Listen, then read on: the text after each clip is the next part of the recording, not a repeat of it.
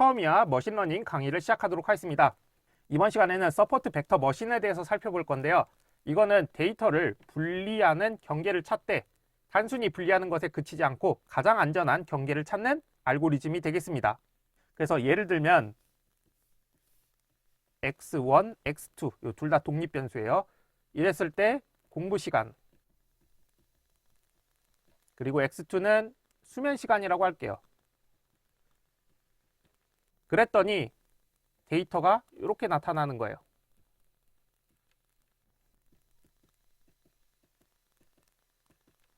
그러면 여기서 동그라미로 표시한 거는 시험에 합격한 거예요. 여기서 X는 불합격한 거예요. 그러면 여러분들이 직관적으로 봤을 때 그룹을 이렇게 나눌 수가 있죠. 이렇게 두 집단 또는 세 집단 이상으로 나누는 이 경계를 찾는 알고리즘이 서포트 벡터 머신이 되겠습니다. 그러면 서포트 벡터 머신과 관련해서 용어들을 좀 살펴보도록 하겠습니다. 자, 이 경계 좀 지우고요. 지금 X랑 동그라미가 있을 때 이 중간쯤이 경계가 되겠죠. 이때 이 경계의 가장 끝에 있는 이 데이터를 서포트 벡터라고 합니다.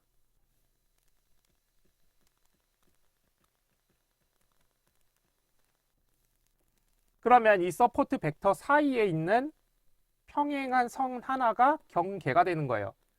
자, 이때 이 경계랑 서포트 벡터 요 사이의 거리를 마진이라고 합니다.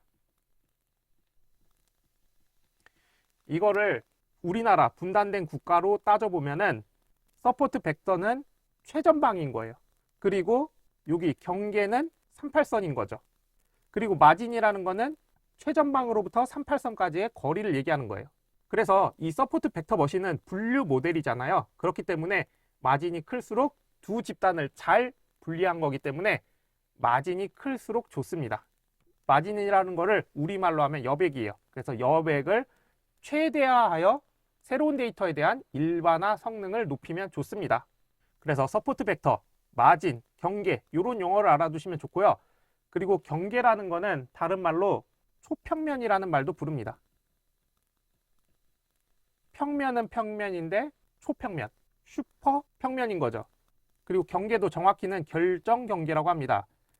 자, 일단 초평면인 거 용어를 얘기해 보면 지금 2차원으로 그렸으니까 이 중간에 경계선을 직선으로 그렸어요.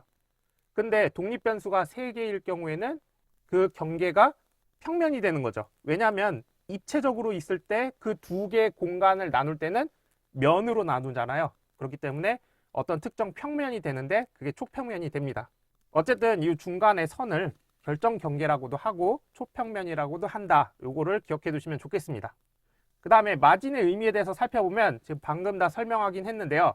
결정 경계와 각 클래스의 최근접 데이터 사이, 그러니까 최근접 데이터가 서포트 벡터죠. 이 사이의 최소 거리를 마진이라고 합니다.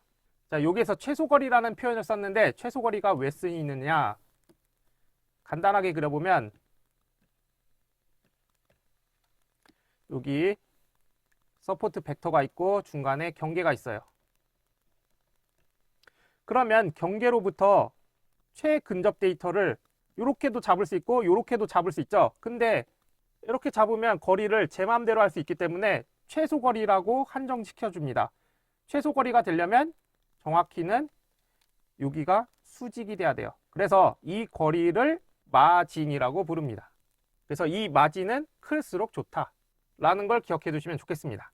그러면 다음으로 마진의 종류에 대해서 살펴보도록 하겠습니다. 여기서 하드 마진과 소프트 마진이 있는데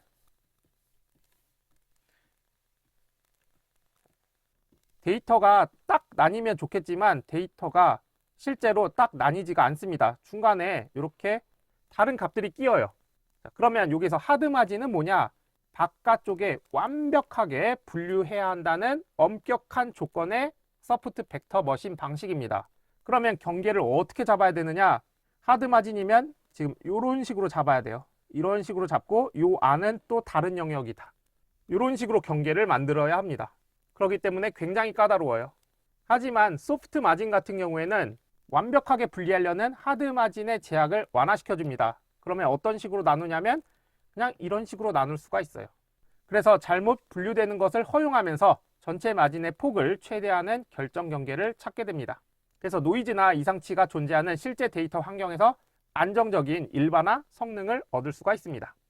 자, 그 다음에 커널 트릭에 대해서 살펴보도록 하겠습니다. 이거는 비선형 문제를 선형 문제처럼 풀 수 있게 해주는 수학적 기법이 되겠습니다. 그래서 실제 세계에서는 직선으로 깔끔하게 나누어지지 않기 때문에 선형 분리가 가능하도록 커널 트릭을 이용해서 조치해 줍니다. 그래서 고차원으로 변환하는 복잡한 계산을 실제로 수행하는 대신에 커널 함수를 이용해서 원래 차원에서 고차원의 효과를 내기 때문에 연산 효율이 뛰어납니다. 그래서 커널 트릭을 구현할 때 커널 함수라는 걸 사용하게 되는데요. 일반적으로 선형 커널을 많이 사용합니다. 요거는 별도의 변환 없이 원래 공간에 직선으로 분리시키는 커널 방식이 되겠습니다. 그래서 데이터가 이런 식으로 있으면 그냥 직선 형태로 딱 가르는 이 방식이 선형 커널을 사용한 거예요. 근데 실제 데이터가 이런 식으로 있는 게 아니죠. 만약에 데이터가 이런 분포가 아니라 이런 분포예요.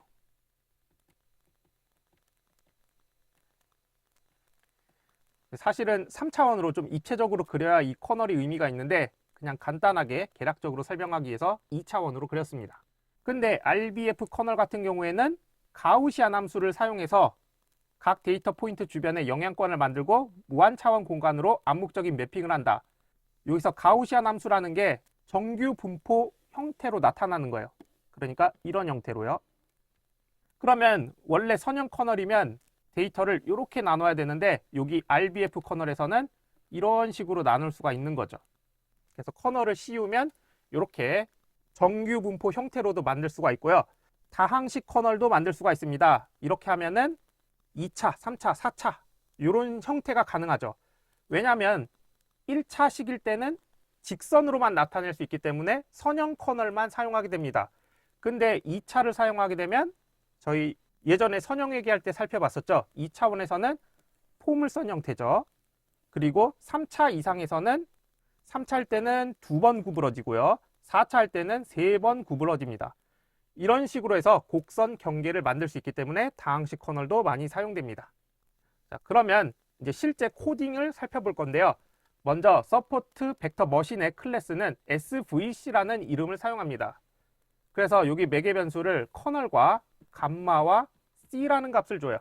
자, 여기서 C라는 게 뭐냐면 마진을 크게 하려는 경향과 분류의 오류를 최소화하려는 경향 사이의 균형을 조절하는 계수가 되겠습니다. 그래서 C 값이 커지면 어떻게 되냐면 하드 마진에 가까워져요. 그리고 C가 작아지면 소프트 마진에 가까워집니다. 하드 마진은 이제 분류에 있어서 엄격하죠. 근데 소프트 마진은 엄격하지 않고 이제 부드럽게 어느 정도 오류들을 허용해 주니까 이 C 값을 조절해서 하드 마진에 가까울지 소프트 마진에 가까울지를 정해줍니다. 근데 기본적으로 값은 1.0이에요. 그래서 조금 더 엄격하게 하고 싶으면 C 값을 올리고 좀 더 부드럽게 하고 싶으면 C 값을 더 내리면 됩니다. 자, 그리고 커널 함수가 있는데요. 이 커널은 방금 전에 살펴봤던 선형 커널일 때는 리니어, 이렇게 리니어라고 쓰면 선형이고요. 그 다음에 RBF는 RBF 커널이죠.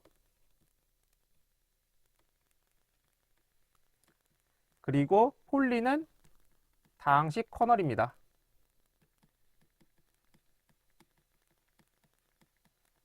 그 다음에 중간에 감마라는 게 있는데요. 이 감마는 뭐냐? 결정 경계의 공륜입니다.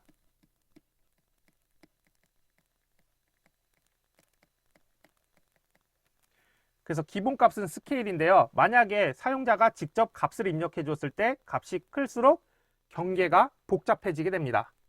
그래서 이러한 매개 변수를 이용해서 모델을 지정해 줄 수 있고요.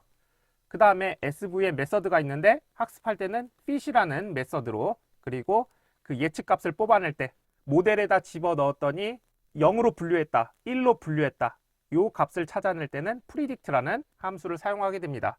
그래서 fit과 predict는 앞에서 살펴봤던 분류 모델들의 함수들과 동일한 것을 알 수가 있습니다. 그러면 코드를 살펴보도록 하겠습니다. 여기서는 입력 데이터를 make moons 요 함수를 이용해서 받아올 거예요. 그래서 받아와서 x, y 변수에 저장한 다음에 학습과 테스트 데이터로 분리합니다. 그리고 여기서 표준화를 해줘야 되는데 표준화를 반드시 해줘야 돼요. 이제 바로 다음에 살펴볼 KNN이라는 알고리즘이 있는데 거기서도 표준화가 필수입니다. 그래서 여기서 일단 표준화를 살짝 살펴보면 표준화를 시켜서 이거를 스케일러라는 변수에다가 모델을 저장합니다. 그리고 나서 xtrain과 xtest를 표준화 시켜줘요. 그러니까 독립 변수들을 전부 다 표준화 시켜줍니다. 그리고 나서 핵심 코드는 여기 있는 거죠. svc 요 클래스를 이용해서 커널은 rbf고 감마를 1.0으로 줬어요. 그리고 c도 1.0으로 줬습니다. 이거를 모델에 저장을 하고 모델을 학습시킵니다. 그리고 나서 이 학습된 게 잘 됐는지 확인하기 위해서 모델.score 이 함수를 통해서 훈련 데이터랑 테스트 데이터가 얼마나 정확한지를 확인해 봐요. 그래서 확인해 봤더니 0.97, 0.96 이렇게 굉장히 높은 정확도를 가지는 것을 확인할 수가 있습니다. 참고로 지금 SVC 모델에 돌렸을 때 그래프를 그려보면 이렇게 나옵니다. 그래서 여기에서 경계선이 이런 식으로 이게 그 가우시안 분포 때문에 이렇게 곡선 형태로 나오게 되고요. 그리고 C 값이 1.0이다 보니까 이런 식으로 경계에 해당되지 않는 값들이 오더라도 이거 감안해서 어느 정도 허용을 해서 경계를 그려줍니다. 이런 식으로 서포트 벡터 머신을 그릴 수 있는데 그리는 거는 코드가 복잡하다 보니까 여기서는 그냥 텍스트로 출력하는 정도로 끝냈습니다. 이렇게 해서 서포트 벡터 머신에 대해서 살펴봤습니다. 다음 시간에 3장 남은 내용들을 이어서 진행하도록 하겠습니다. 감사합니다.